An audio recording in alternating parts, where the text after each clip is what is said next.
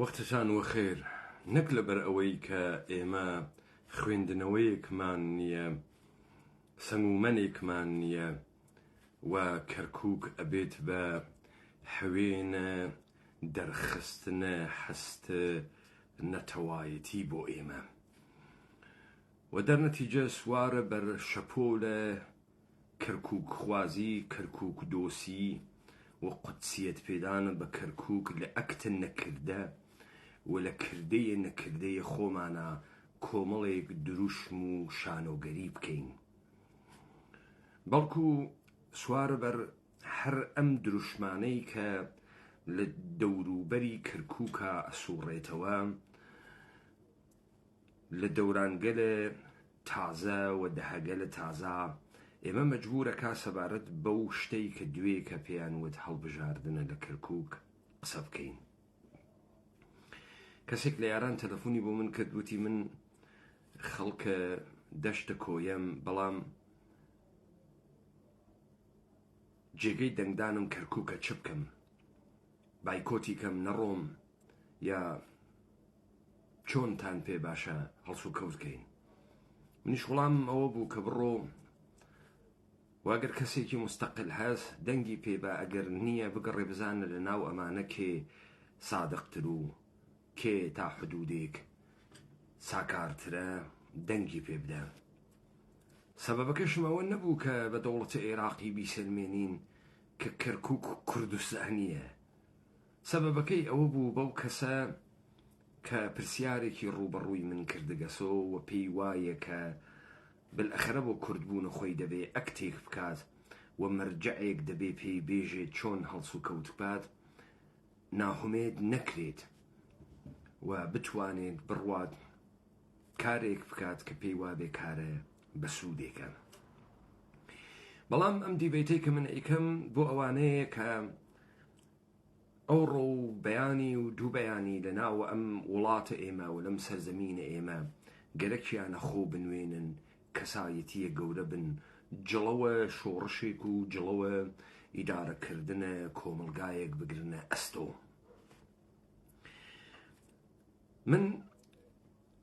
ئەوەی تا ئێستا ئەبینرێت و ئەکرێت بە دروشم شرۆڤەی ئەەکەم ئەی خەمە بەرباس. دابزانین دوێ کە لە کەرکووکە 850,000 نەفەریە شانۆی دەنگهێنانە 30,000 نەفەری اتفاق گەورەیەک بوو. طبقە ئامارێک کە خۆیان داگیانە سەدەرۆ شارە کەرکووک ساڵە 2010 350,000 نەفەر کوردە قەومی واتیە شارە کەرکووک.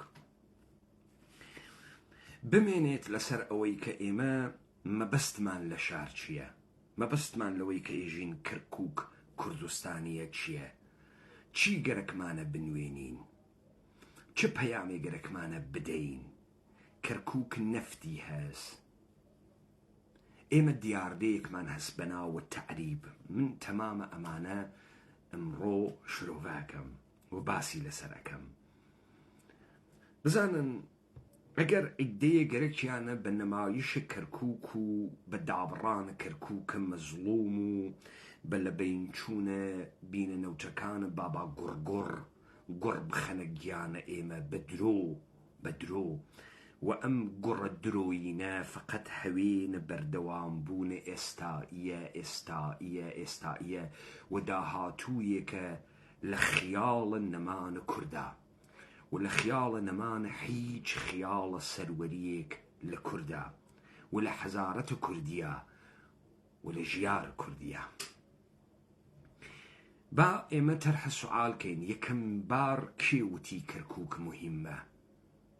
ظاهرەن لە یەک بە یەکە ئێمەمانان پرسیان نەکردە، بەڵکو لە جێگەیەکە لە شوێندەسێکە ناوە کەسێک ئەوەن. ئاخێزە کوردەوارە سەربەخۆ وتی تۆ بەر لەوەی باسە ڕووداوێ بکەی بە من بێژە و بە من بڵێ کەرەستەکانە ڕوودانە ئەو ڕووداوە مەوجودە، تۆ کەرەستەی وات هەس تا ئەو ڕووداوە بخولقێت، ئەو ڕووداوە بێ کەرەستەکانی ناخولقێت دروست نابێت. چۆن تۆ باسن نەهاتنە کەرەستەکانی ئەەکەی، بەڵام لە پڕێکا ڕووداوێک ڕوو ئەدات و بەمە ئێژیت مێژوو هەر بەم دەسە ئاخێزە کوردەوارە سربەخۆ ڕوودا و گەلێکی لەم وڵاتە دروست کرد و لەم سەرزەمینە دروست کرد کە دەوڵەتە ئێرانی وەزریکە کەوتگە و ساحبانە دەوڵەتە ئێرانی کە وڵاتگەلە جودو کریستیانیتی بن لەم سەرزەمینە ئێمە تووشە قەیرانە گەورەیەک بووبن ئەسڵەن مەسئلەی ئەوەی کە کوێ ڕەبتی بە کورد هەست کورد کێس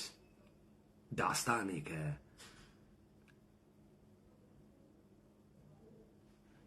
مەسئلەیە کە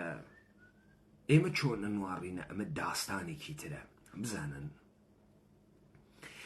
ئەمانەی وا پێیان وایە کە ئێرانیەکان زۆر زیرەکن بە تایبەتی ئەوانەی کە پێیان وایە ئێرانیەکان خوێندنەوەیان هەست کتێبخانەیان هەست کەسایەتیە گەورەیان هەست تۆ جەوادت تەباتەبایی بەجێ ئەوەی کە بێت بێژێت کە ڕێگەوبان لەکوێ بوو کۆشک و تەلار لەکوێ بوو پارە لەکوێ تەئمین ئەبوو هەمووی ئەمانە بەرەدا ئەڕوا ئەلکێ بە کەسێ بەناوە ئاخوندە خوراسانی یعنی تۆ بێ تەمام اتفاقاتێک لەم سەرزەمینە کەوێ بەناوە ئێران بیخەیتە پشتگوێ بڕۆی نەفەری بدۆزی تۆ بەناوە ئاخوندە سپێونێک بەناوە ئاخون و مەلای خوراسانی کە قسەیەکی کردە معلوم نییە چه تەئسیرێکی هەست و ئەم تەئسیرە قسە کەرەستەکانە سەرزەمینی چۆنە کە ئەتوانێت ئاڵوگۆڕ دروستکە هەمووی ئەمانە ئەواتە ناو و وەهمێک بەناو کتێوێکەی داتە دەروتان لە ناو دڵی ئێرانیەت دەربێرێ ئایا کوردایەتیەک ئەو جۆرەی کە پارتی و یەکێتی ئێژنی مەوجودە ئێمە لە دایک و باوکە کورد بووین زوانمان کوردیە ئەمە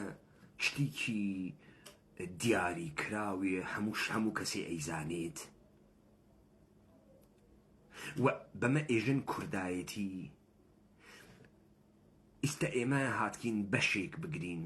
لە دەسەڵاتە وڵاتێ بەناوە عێراق ئیسە با من دانە قسە ئێمە ئاغایانە باتڵ کەمەوە ئەگەر ئێمە کوردین و دوژمنێکمان هەز ئەو دوژمنی ئێمە حتمەن کەسایەتیەک نییە بەڵکو ئەو دوژمنی ئێمە یان ئیدەیەکە یان سیستەمێکە یان سیستەمێکە ئێمە چۆن ئێژین عەرەب دوژمنە ئێمە هەست ئێمە ئێژین عەرەب وڵاتە ئێمەی داگیر کردگە وەختی داگیری کردگە دەسی بەسەر سامانە ئێمە گرتگە بەری گرتگە بەوەی کە ئێمە خۆمان دەرخەین و چیرۆک و خۆمان بێژین عەرەب لەشکری کێشاگەسە سەر ئێمە کوڕەکانە ئێمە کە ویستویانە چیرۆکە کوردبوون بێژن گرتگیانە و کوشتگنیان و ناوە ئەمە ئەنینە شۆڕش ئێژین عەرەب ویستی وڵاتی ئێمە لە ژێر پێی ئێمە دەربێرێت و پرۆسەی تعریبی دروست کردگە من ئاگام لێ بۆ عیدەی دیعایانەکرد بێ مڕۆن دەگمەن و شەرەفی کوردایەتیتان بێت و تعریبەمان خوا تعریب چییە؟ تعریب یانێ ئەوەی کە کۆمەڵێک عەرەبت لە بیابانەکانە بەسرە و ناسریە هاوردگە و خان و بەرە و پێداگن و زەمینە پێداگن لە کەرکووک بۆچی ئەم کارەکەی لە کامە هێز ئەترسی بۆچی ئێشێ بترسی ئێستا کورد نییە ناسیۆنالیزمێکی هەست کە ئەم ناسیۆنالیزمە من و کابرای کەرکووکی و کابرای هەولێری لە کانگە بەیەکۆ ئەو بە من نایژێ ئێرانی من بە ئەو نایژم عێراقی ئەو بە من نایژێ مەواطنە ئێرانی من بە ئەو نایژم مەواطنە عێراقی ئیستا من گەرەکمە بڕۆمە هەرێمە کوردستان پاسپۆرتم نەگەرەکە مۆهرم نەگەرەکە نیشگەم نەگەرەکە خۆ من عێراقی نیەم عێراقی نیەم تۆ چۆن هەم کوردستانیت هەم عێراقیت هەم بە عێراقی و هەم بە سیستەمە عێراقی شەڕ کوردستانی ئەەکەی ئەمە کردنەوەی گەرەکە بزان ئاغەیان سوال ئەمەسەکە کابرا تعریب ئەکا بۆچی ئەیکا ئێمە بواتە دواوە داوای خاکێ نەکەین چوون نەوتی واتیە بەچی بە دموکراسی بێژێ های های های ئەگرا لە ١٨٠ عەرەبە شار کوردی نیە تۆ ناتوانی داوایکەی. یعنی من ئەگەر بتوانم داوایکەم چۆن داوایەکەم؟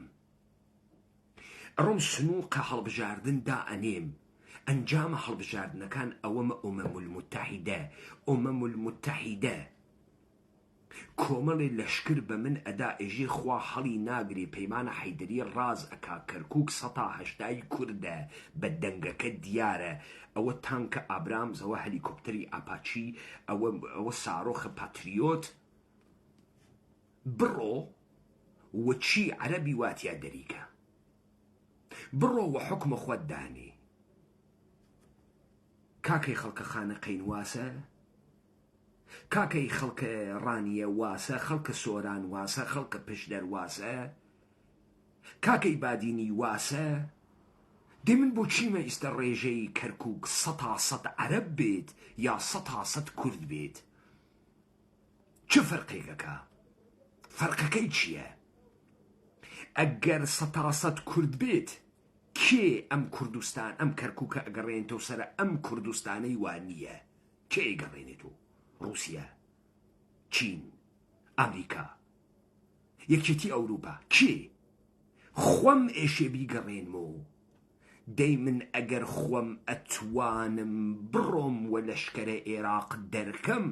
ئیتر چ پێویستیم بە سنووقت دەنگدان هەست؟ چ پێویستیم هەست؟ بەبەرچاوە ئێوە ئەرتەشە بە ئەفسانەی کریاگەکەی ئیسرائیل وا گشتتان وتان ئەرتەشە ئیسرائیل سەربازان داوو سڵێمانن یەهوە خۆیشی قاچی خسکەسە زەوی وە فلستینی لە بین ئەوە 2 مانگە لە بین چوو. ها ڕۆژە یەکەم من چیم وت لە بین چوو لە ڕووبەرە پرۆپاگاندا ئیسرائیل دۆڕاندی، لە ڕووبەرە ڕای گشتی و شەقامە دنیا ئیسرائیل دۆڕاندی، لە ڕووبەرە هەڵسوکەوتە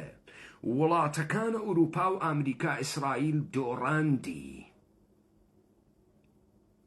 و ئەم دۆڕیانە فلستینی پێیان کرد. ئیستا ١٠٠ کەرکووک کوردوێت ئەمریکا شەڕم بۆ ناکە، فەڕەنسە بۆمی ناکە، نایڵێ من زۆرم بێ بەسەر کەرکووکە. ئەم سنووقە دەنگدانە بۆ چییە؟ ئێستا من متەوەجێتانەکەم. مەگەر هەر ئەمانەی کە ناویان پارتی و یەکێتیە لە دیعایەکانە ناڵێن حاڵمان زۆر باشە لە بەغداد. مەگەر پاڤڵە کوڕە جەلال نێوت من زۆر دەسم ئەڕوا لە بەغداد، زۆر حاڵمان باشە لە بەغداد. ئەگەر دۆسایەتی و خزمایەتی و کەسایەتی لە بەغا بە تۆ پێگە ئەدا، ئیتر ئەم تڕەتڕەت چییە کە گویا تۆ خالد بن وەلیدی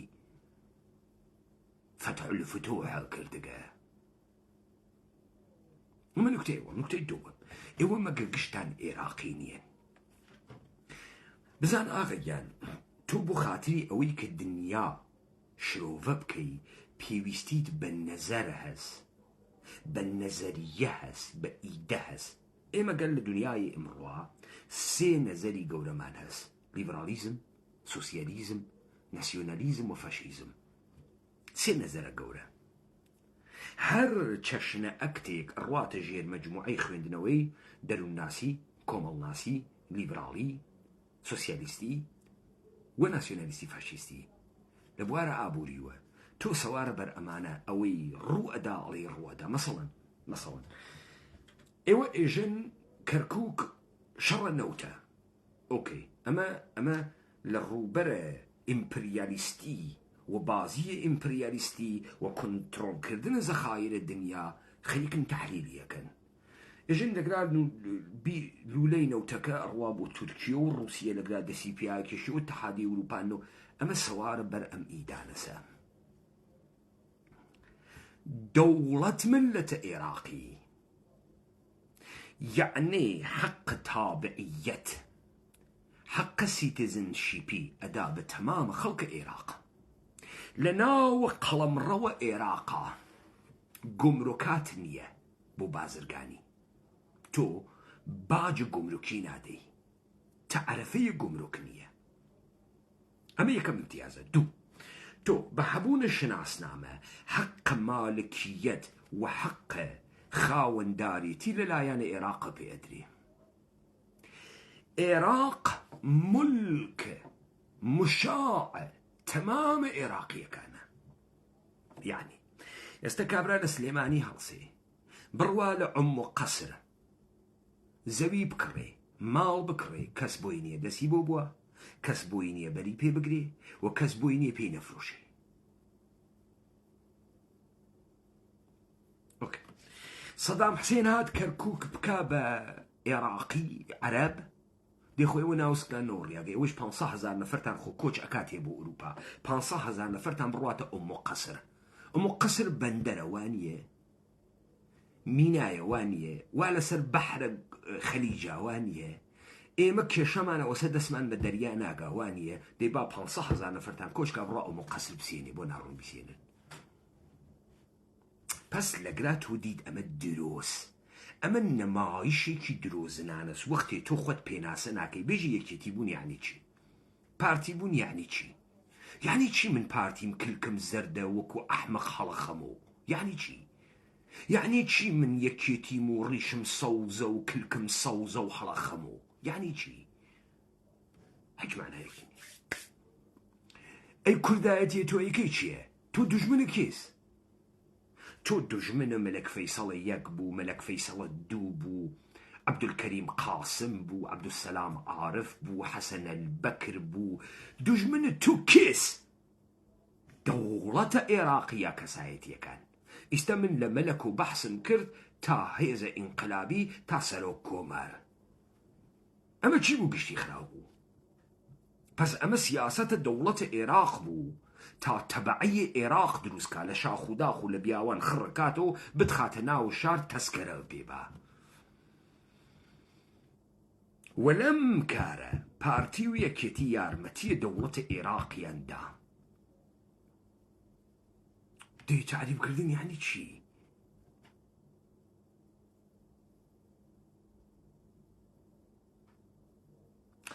بزن كاكي جان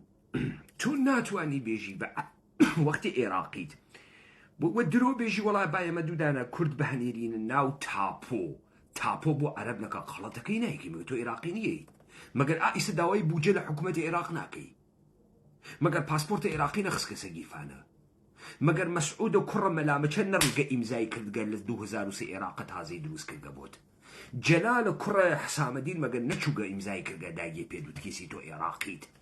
مگر أمانة نايجن إيمن للدستور عراقا دستورا هريم كردستان منز هريم كردستان هيج ترينية بيجي دستور عراق نبي ناشي بيجي هريم بچية باريزي بچي بدا ساورقا مگر نايجي دستور عراقا تو دستور عراق موجوديتي بيداغا وانا موجودية نبو دي تو چون استه برب مالكية خلق عراق قريد تواو عراقا چون بري بيقري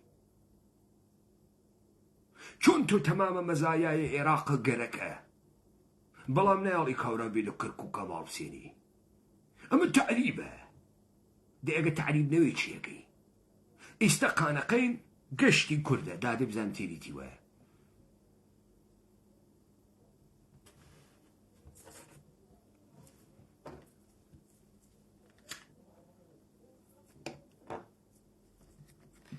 والله اما تشوجين بوجين وقارمان دقمان هاورقنا وسكوري بوكيو بوكيتو قارمان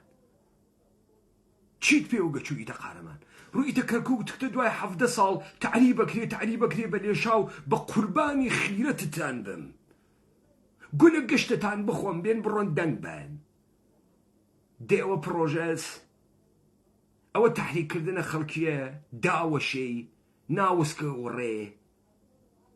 بكويتي دسمال كيشان بو قونا خلق فير وظيفة بكي بابا تو 16 أكتوبر كرة حيز 10,000 نەفەر لێ نەکوژیا ئێمە بیکەین بە حەماسە دنیا بزانێت ئەگرا هەنێ ئێمەس. پاشان مالکیەتە سەرزەمینی بە شار تەعین ناکرێت. من زۆرم بوێ کەس ناتوانێت بێژە من شارم هەست لەگا 10,000 خوێڕی تورکی واتیە. شار دیاردەی تازەس واوێتە پاریس ئیستە هەنە جەزایریەکانە. دیاردەی تازەس شغڵە تازەی دروست تیا دروستەوێ تۆ جەمعیەتی بێ هەمە چیزی ئەکۆچێنی تەناو. کوا شار مالکیەتە تەمەدونی دەرەخات کوا دەریەخە. تورکیە غەڵەتەکە و ئەشدادیوە بەهۆی هێنێ تورکەمەنە حیزە بێ هەمە چیز وا هاتگن ڕێگەی ئاسن دروستکەن. ئیدعای مالکیەتەکە غەڵەت ئەکا تەکە سوڵتان سولەیمانە قانونی تەکە خەلیفەی گەوادی عوسمانیە غەڵەت ئەکات تا ئەسەموڵ لە ژێرە قنی بکێشمۆ. کاورای دۆنەر فرۆش بۆ تورکیە گەوا بێژگە لە قەحبە و لە دۆنەر چیتری هەست تورکیە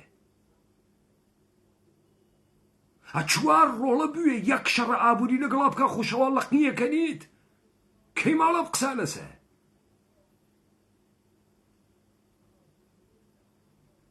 کەی تەحەمولە یەک مانگ شەڕە دروست حسابیەکرێ. عزیز ئەمە گشتی نەمایشە حاڵیتە. تۆ چۆن بە یاسای عێراقی شەڕە عێراقەکەی گەر عێراق ئیرادەی لەسەر ئەوەوێتە دەرپێ لە پێی تۆ بکەنی چۆن شەڕیەکەی بە چی شەڕیەکەی بە سنووقە دەنگدان. تۆ هەنووز لەبیرە نییە کوڕە حیز 16 ئۆکتۆبر چۆن دەرەچوویت. ئەوە مێژوویەک دروست ئەکات و هەتایە فرامۆش ناوێت لە درۆزنی لە منافقی لە حیزە لە گەوادیە تۆ. ئێستا تۆ فکرەکەی کاورا خەڵەتاندگە وەڵا ئەکتی ئینقلابی کە گەچووگە دەنگی فڕەداگەسە ناو سنووقە دەنگان بردیوە وەچی وە 30,000 نەفەر تۆ.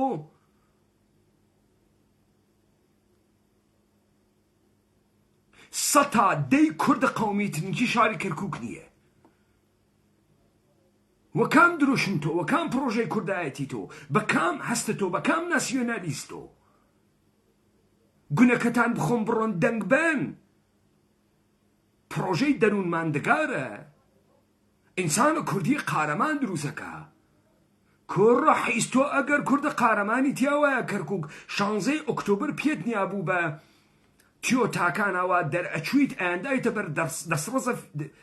دەسڕێژە فیشەک خەڵک خۆی هەڵتی ئەدڕی. ئەم گەمە چییە؟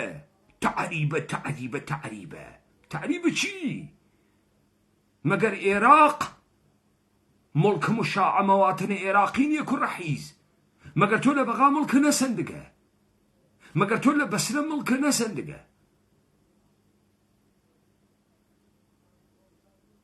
ئەم درۆ بۆ ئەکەی ئەم منافقیە بۆ ئەکەی ئەم خەڵکە بۆ ئەوەی تە ناوە گێژە لولێ کە خەڵکەکە نازانێت چ خەوەرە. تۆ وە حیزە گومرەکاتە ناوە دەسۆ. تۆ وە حیزە چاڵە نەوتەکانە ناوە دەسۆ. دێ ئەگەر ئەم چاڵ نەوتانە بۆ تۆ مهم بوو با 20,000 نەفەرت لەوێ بکوژریایە. ئێمەش ئەمان کرد بە حەماسە و حەماسەتە مێژوویە کورد. کورە من ئەمە دەرەخەم نیشانە دەم تۆ حیچێ نییە کوڕە حیزتە و درۆ خۆت ئەلکەین دەقنە ئێران. دەسێ ئێران وا لە قمانە و ئێران ئەمان کات و پیاگ و ئێران پیاگە و بابگیان ئەو بۆ مردمێکی خەسیاگە بۆ ئێمە نییە. نە ئێران پیاگە نە تۆ هیچ گویەکی. ئێران بەدەسێ ئێمە گیری کردە. ئێستەیش ئێمە باسە کەرکووک بۆیە ئەەکەین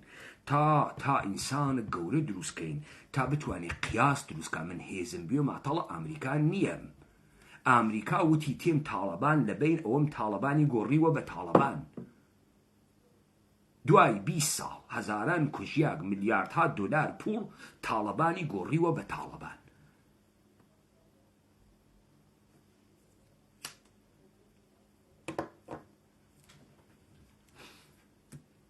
ئەم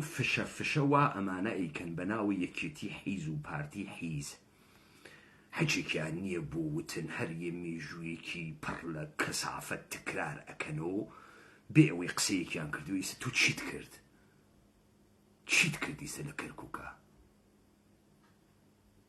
ئیستە مەسەڵەن پارێزگار بوێت و کاورایە خەڵکە شارع شۆرجە مەسەڵەن چیەکە؟ چه اتفاقێکە کەفێ؟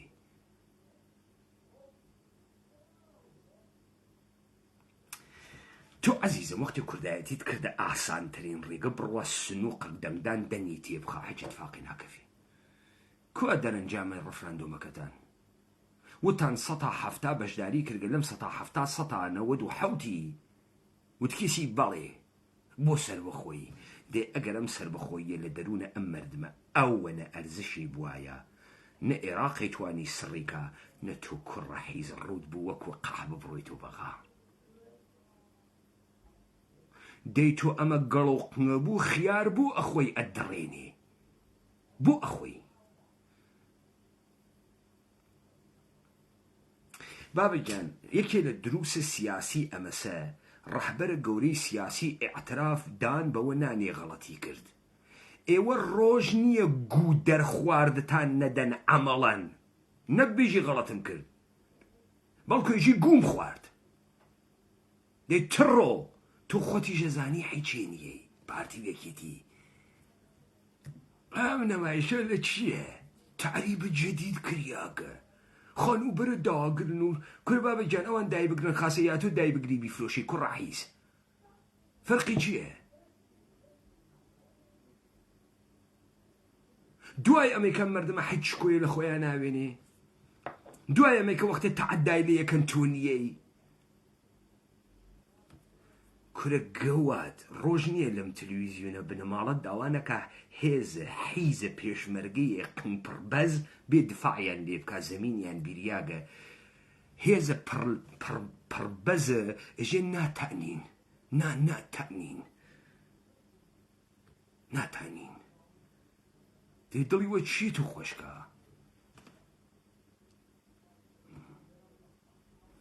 پس ئێوە دیتان ئەمە شانۆگەریە شتێکی درۆزنانەس با ئێمە ڕێژەی کوردمان یاک کورد لەو کەرکووکە نەبینیت ئەو بەغاوە ئێژن هەنە عەرەب بازیە ئاخێزە کوردەوارە سەربەخۆ بە سەرزەمینە کوردانی ئەزانێت وا لە ژێرە تەمەدونە کوردانە حەزیەکە ژاپۆنی تێبخەم حەزیەکە کاورا وەکو کەر تورکی بسەڕێنێت ئەستەمبوڵ خاکە سەرزەمینە کوردەوارە. ئەوە تۆیە کە لەگرا دانریاگە بتوانین ئەیوەینە بەرۆ نەتوانین 3 جیل 2 جیل 10 جیلوێت ئەیشێ بیواتە بەرۆ هیچ باڕە باڕکردنێ بە ناوە زوانە تورکی معنای نییە. هەر کەسێ لەم دینیا ئیدەیەکی نەوی تەکی ئازادیە ڕەبتی بوێت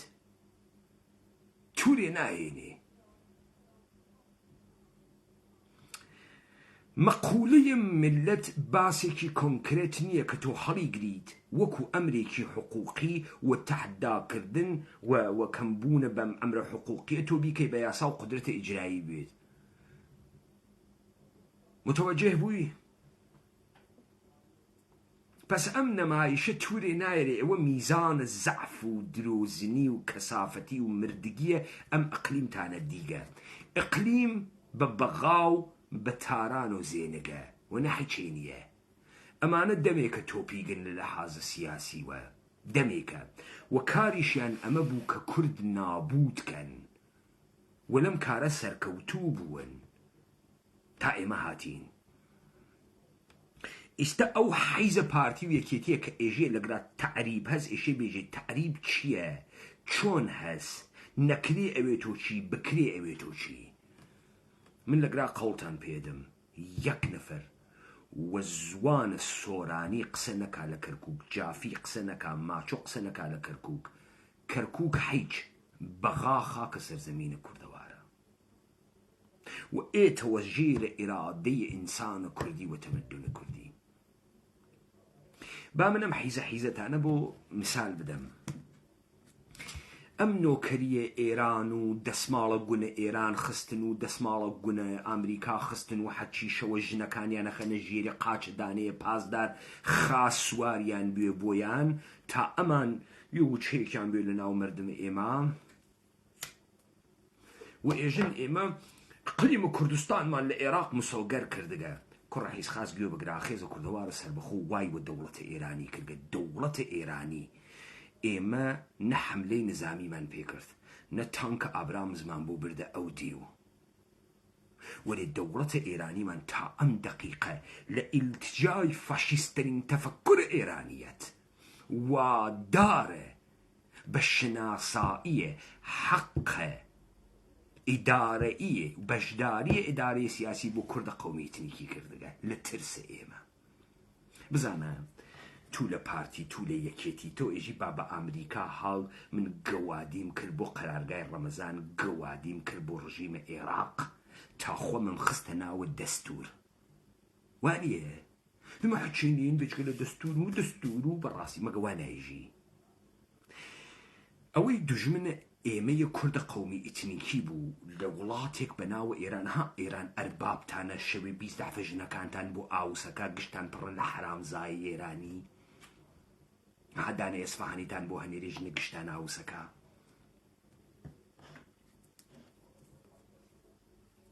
هەرەو ئێرانەیژم ئەو تو فکرەکەی فرەزلیت و بازینی و دەوڵەتی ئەزانیت و ئەمریکا هاتکە مافی داگەوە تۆ کوڕەحیز ئێران یعنی ئیدەی ئێرانیەت ئیدەی ئێرانیەت یعنی ناسیۆنالیزمە ئێرانی ناسیۆنالیزمە ئێرانی یعنی ئیدعای 2500 ساڵ تەمەدونە شاهنشاهی کردن کە من نێرەکەرم ئێمە وامان بێکردگە ئەوەی کە دوژمنی هەر چەشنە تەفرەقە لە پەیکەرەی ملەتە ئێران بوو و پێناسەیان نەکرد بە عنوانە حەقە سیاسی بۆ کوردە قەومی ئیتنیکی ئێمڕۆ هەر ئەو بەشە خۆی ڕوویگە حیزبە قەومی ئیتنیکی کوردی دانیاگە یعنی تەدریسە زەبانە مادەری و کوردی ئاڵڕەدی وا لە گیرفانمانە یعنی هەبوونە ساختارە قەومی ئیتنیکی جیاوازتر وا لە گیرفانمانە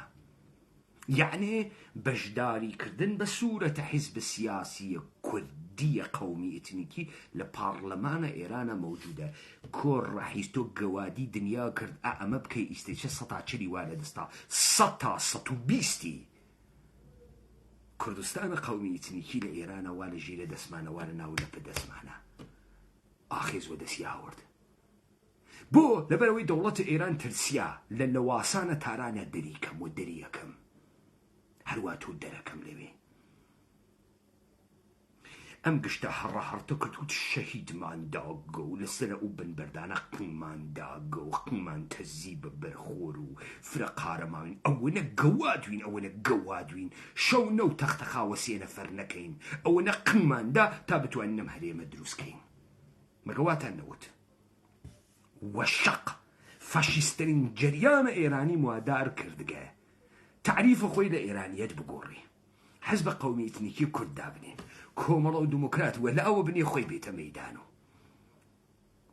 ئیستا لە مەرامنامەکەیە نووساگێسی تاریخی ئێران 2700 ساڵە دووسەوەکەی دیاکۆیشی خسکە سەسەری 2500 نەماییتر ئیدعاکە ئێران بە معنای وڵاتە پادشاهێک کە گشتی ڕعیەتینی نییە ئێران مردم شاهیە گشتی شاهوگن یەک دانە شاه بووگە یعنی گشتمان شاهوگین و باوامان شاهوگە و باوای باوامان شاهوگە و ئیتر ڕعیەت نەوگین وەکو جاران ئەمە ئاخێزە کوردەوارە سەربەخۆ بە ئێرانێتی کرد ئێرانیەت ئەیوت گشتی ڕعیەت وگە حەچێکی لە خۆی نەوگە زەمینی لە خۆی نەوگە اختیاری لە خۆی نەوگە مالکیەتی نەوگە شاهەنشاوی ئێران مالکە گشت کەسێکوە هەگریش وای ئەوت ئیستا حیزبە فاشیستە ئیدەیە فاشیستە ئێرانی ژ وڵای ئێرانیەکان گشتیان شاوگن خواڵی ناگرێ دەیتر نە دەسماڵمان بۆ ئەمریکا کێشا و نەبووینەوە قەحبەی ئەمریکا و نە لە ژێرە قەرارگای ڕەمەزانە ڕۆژێ 20 دەفە کڵۆکمان ئاوس کریا وەکو کڵۆکەی وا گشتان خڕوگە کڵۆکتان بیفرۆشن و شتێکی قانونیمان هەورگە ئیستا ئەگەر ئێمە و 20 ملیۆن قەومە ئیتنیکیە کورد پارلەمانە ئێرانمان وە دەسوێ تۆ حیزە چیەکەی لە سلێمانی هەواسە هەست چیەکەی نە جێگەی بیرۆکەی نە عەقڵیەتتدا دەرە و مشتی فاسد درۆزنە بێ عەقڵە نادروسە داگەسە دەرە و فکری سوحای خۆتە کردگە واقعەن کردەکتە یعنی فکرەکەی تانکرەنەوتەکانە لەوێتی یعنی تێڵین ئینحیساراتە کالای قاچاخوە دەستوێ لە سلێمانیە لەوازمە خانگی و ئلجی و سامسونگ و ئەمانە بانیریتە ناو وا فکرەکەی تو خیلی وەزەقنە لەوەی کە هەست خراوترە تا بە نەمایش هەڵبژاردن بیوەیتە بەرەو دیتە هەنوو حیچێنەوە لەسەر ئەم جێی خۆمە دانیشتگەم شەڕ کوردستانە قەومی ئیتنیکی تر ناکەم ئەو خەریکە شەڕ تاران تەکماکە تاران نەدا من ئێستایتە شەڕ هەمەدان ناکەم هەمەدان کوردیە و کورد نییە ئیلام کوردیە و کورد نییە شەڕێ بێتەکە ناکەم ئەو ئێستا خەریکە تاران ئەپارێزێ نەکەفێ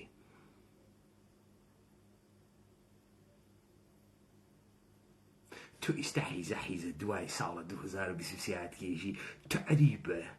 و 200,000 پێشمەرگەی قنەرت و تعریبە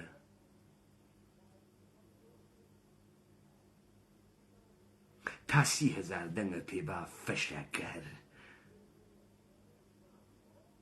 تو فکرە کردگەم نەمایش هاتە ئەیکەی من ئەینووسمە حەساوت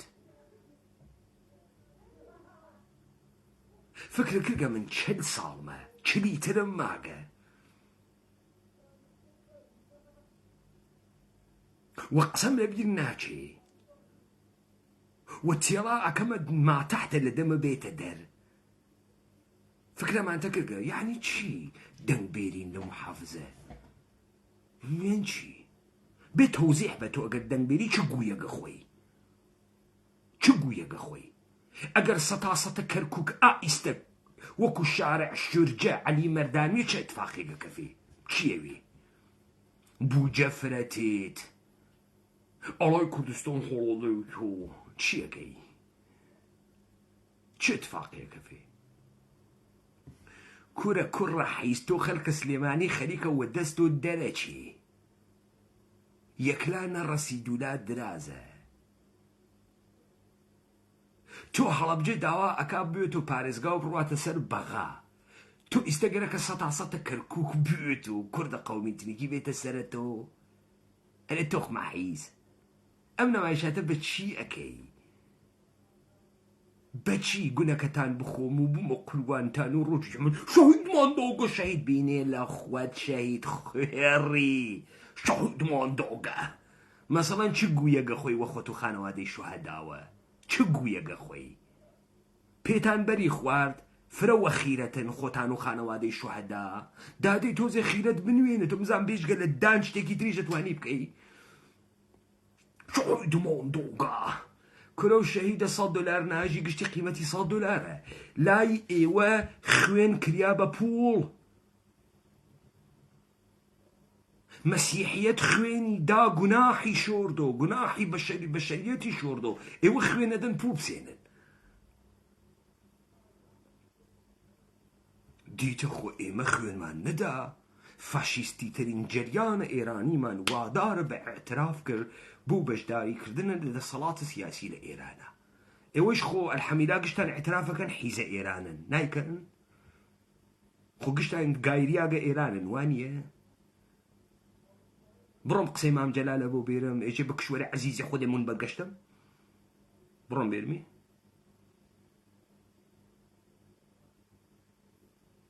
نەوێنم پڕڕووبازی دەربێرنها نەمایشاتە ئەلەکی بەن شان و گەریبەن خەلێ تڕۆن وڵا سەرکەوتین و 20,000 دەگمان هاوردگە و قم دەرخاسێکین و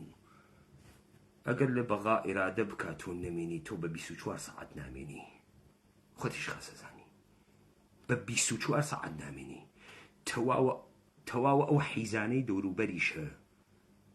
خن شهیدان و بڕۆسی و خۆخن شەهیدان وەکو قەحبە ئەوەڵین نەفەر پەرچەمە عێراق ئەگرێت دەسوێژە بڕۆح بدەم لە بێ یا عێراق ئاو قەحبانە حاڵیت بوو پێتوانە بێ پێیان پیاگیان واتیە پیاگیانتیانە وا یەکێکیان لەم سەر و بەندە هەڵناسێتەوە ببێ بە ئاگر بڕوا بە دەمتانە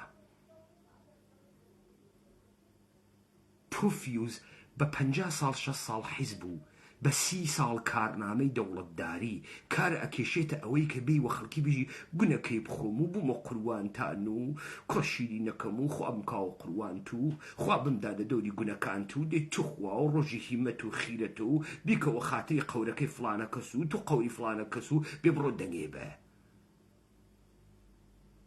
ئەتو خۆت خەجاڵەت ناکێشی بۆ ئەم مەردمتانە وا لاڵ کردگە و سەخیف و بێعەقڵ کردگە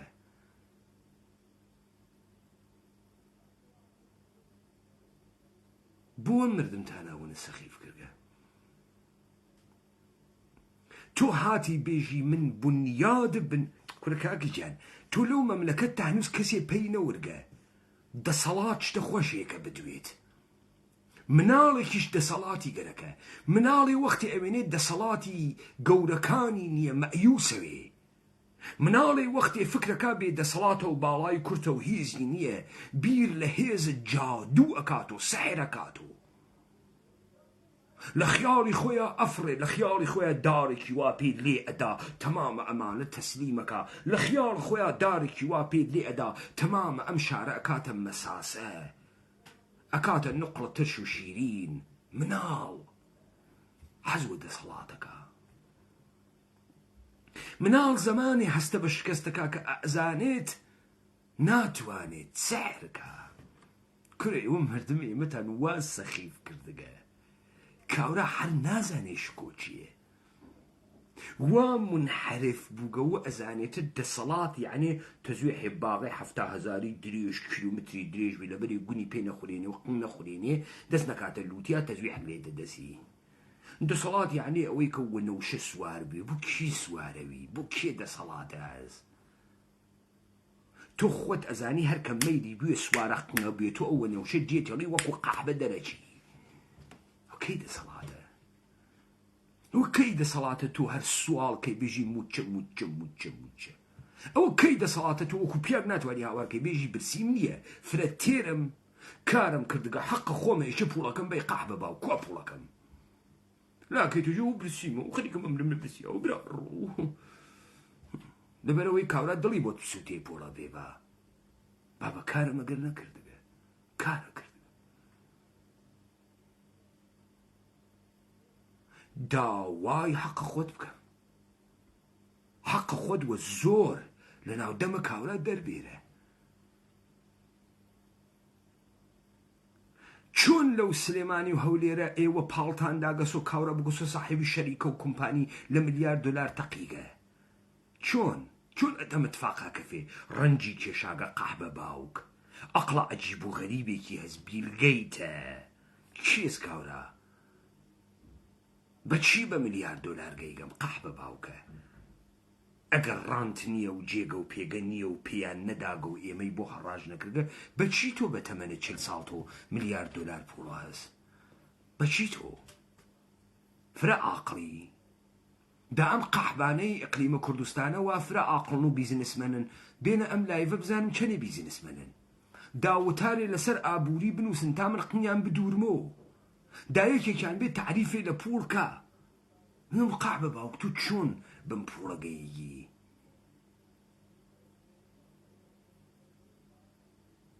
چۆن گەیگی بم پوڵە فارسێژێ وەختی جیکجیکە مەسوونەت بود فکر زەمەستونەت بود تۆ تایسە فکر کردگەس و چ تهدیدی وا لەسەرتا تۆ تایسە فکر کردگەس و ئێمە چیمان بە دەوڵەتە ئێرانی کردگە تو تمام افتخارم اگر من یه نوکر دولت ایرانی جرخ دولت ایرانیت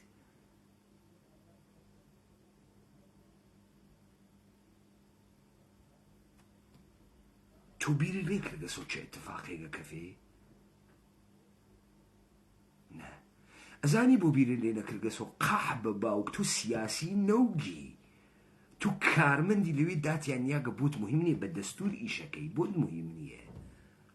ئەسیاسی وایە تا بیرە لە شخصیەت خۆت و لە شۆهرەت و لە ئابڕوت و لە دەسەڵاتە ئەکردو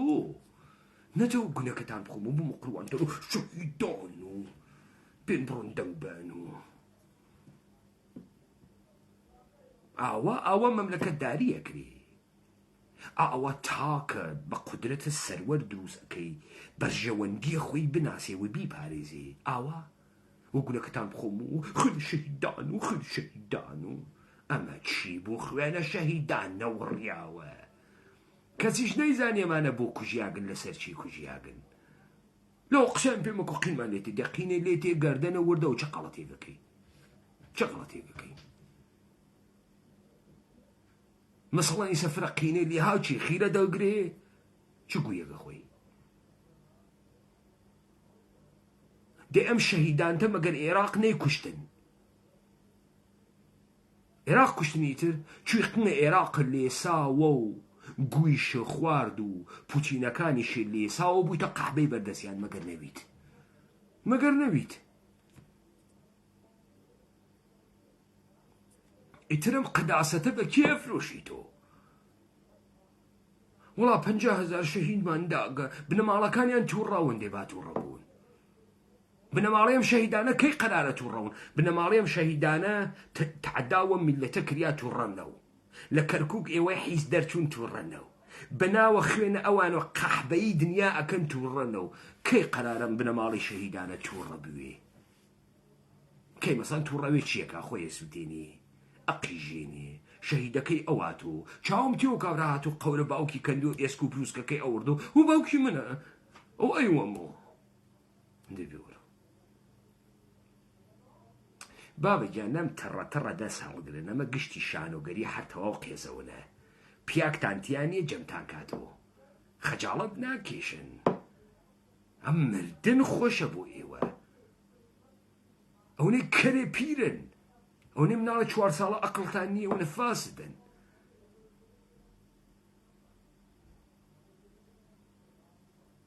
پس متوجه دەکەم ها ئێمە نەهاتین خۆمان فشکەینەوە کۆی بژین ئەمریکاوە لە پشتمانە و گەوادیمان بۆی کردو بۆ ئێران گەوادیمان کردو وای نەدەستورە عێراقا هەروە شەق دەوڵەتە ئێرانی لە ترسا فاشیستترین عنسر منطقەی خاوەرمیانە بە عنوانە ئێرانیە یەهودیە بەرساختە اعترافی بە کوردە قەومی ئتنیکی کردگە لە فاشیستی ترین جەریانیە وادارمان کردگە تعریفە ئێرانیان بگۆڕن فاشیستی ترین جەریانیانە هەر لە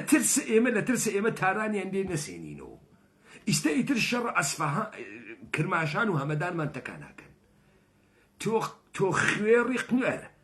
دوای 32 ساڵ ملیاردها دۆلار و هەنیە گەڵدەڵپەنە حیز ئیستێکێکی 155 نەهاتگە و قانونە 140مان بۆ جبجین ناکرێت دۆکەن وەقنیەمانەوە ئەمە چی بوو قاح بە باوک 1 2 3 4 ناوەسکە وڕێ دەی ماڵە دنیا یا بۆ غەرەزە یا بۆ مەرەزە کوڕە حیز ئەمە چی بوو تۆ لە خۆخۆتت تەکاندا 20,000 لێ کوژیان ناوەڵە مادەی 140مان بۆ جێبەجێ ناوێت و جێبەجێکەین و ناوێت و هەم ئەوێت و هەم ناوێت و هەم ئەڕوات و هەم ناڕوات و کوڕە قاح بە خەجاڵەت ناکێشن